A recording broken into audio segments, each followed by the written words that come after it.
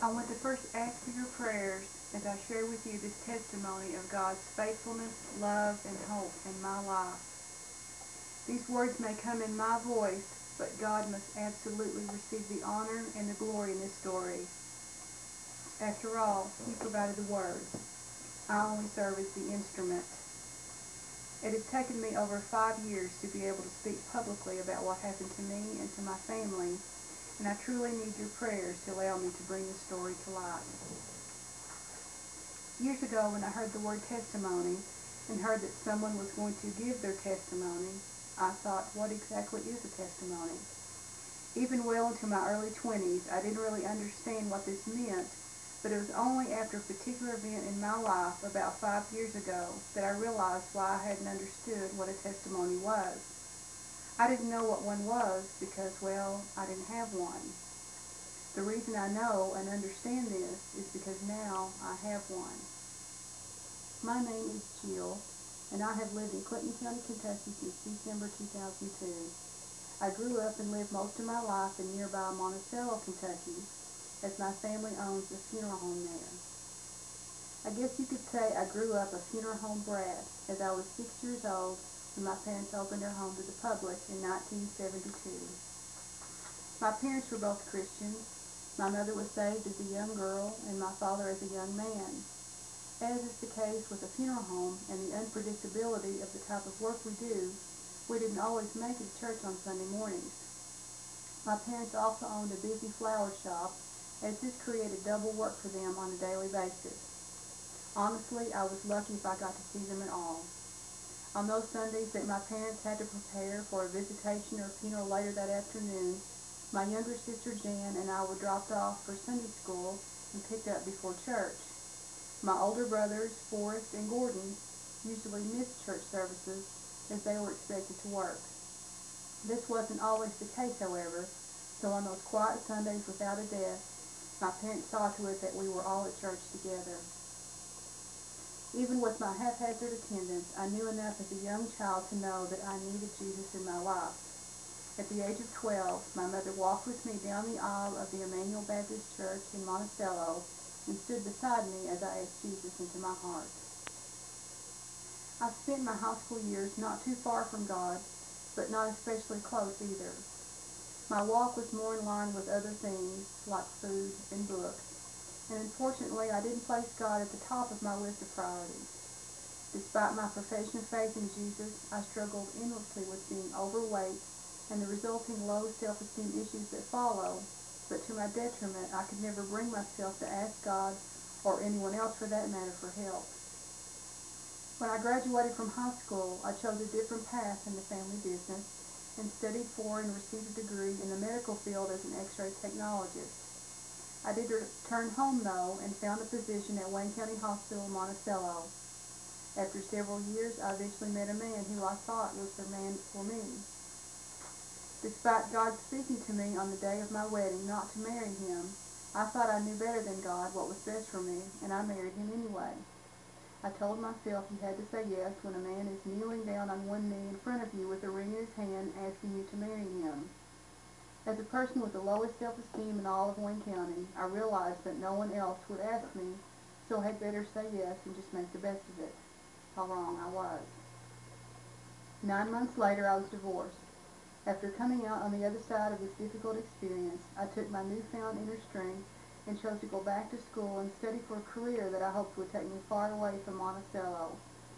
I enrolled at Morehead State University in Morehead, Kentucky, with plans to earn a degree as a paralegal and move to a larger city and leave my pain behind. I must add here that again, I made these plans for myself without consulting God and what He wanted for my life. I thought I knew what I needed and what was best for me. After all, it was my life, right? Well, I thought I knew the answer to that question until April 1999, when God decided to assert His right on my life in a dramatic way and pulled me kicking and screaming back to Him and to where He wanted me to be. I was in my last semester of completing my degree when I received a call from my father that my mother was very ill and could not get out of bed. My mother was never ill. I had never known her to miss a day of work in my whole life for any reason, and apart from an occasional headache, I had never known her to even just complain of not feeling well. My mother was a true type A personality. She managed to juggle 2, even 3 businesses, if you count her daycare center, dole out chores for each of us, and make it to the grocery and church every week. She was a true dynamo in my eyes, and to picture my constantly moving, indestructible blur of a mother unable to rise from her bed shook me to my core. The flu that she thought she had picked up was diagnosed as renal failure that had been brought on by years of hypertension. Yes, my mother had high blood pressure, but you'd never have known it. At least that was the way she wanted it. She took her medication most of the time when she remembered it, but when her pressure levels rose above her prescribed prescription dosage, it was just too high for her body to function properly. In August of that same year, despite her plans otherwise, her kidneys did eventually fail, and she was put on dialysis. She was now living with ESRD, which is end-stage renal disease in medical jargon. Having given you a little glimpse into my mother's persevering personality, I think you can imagine her frustration at being told that she would have to be hooked up to a dialysis machine for 4 hours every day for 3 days a week. Ever the steel magnolia, my mother learned to make the best of her present situation. When the schedule grew too confining for her, we looked into other dialysis treatments that allowed her to receive her treatments at home and freed her to return to her work as she so much wanted to do. I should add at this point that God definitely had my ear.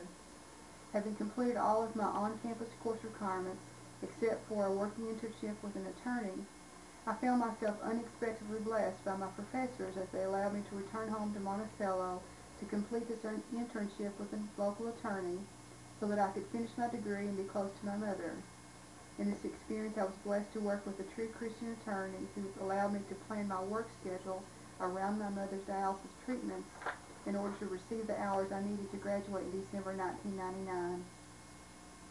Unfortunately, as time passed, my mother's health was not improving as we had hoped, and her doctor was beginning to use the words kidney transplant more and more. This option had been brought up early in Mom's dialysis treatments, but she would not hear any of that. Despite her resistance at that time, I began to secretly research the pros and cons of such a surgery. It was killing me to see her this way, and I was determined to leave no stone unturned when it came to finding those options available to improve her health. When Mom finally consented to start the process for the kidney transplant, she found herself with more than one of us willing to be her donor, but we knew only one kidney would be needed. I wanted to be that one, and insisted on being tested first. It was agreed that if I was not a match, my brother Gordon was the next in line to be tested. I was elated when I was a match, and the testing process began in June of 2000.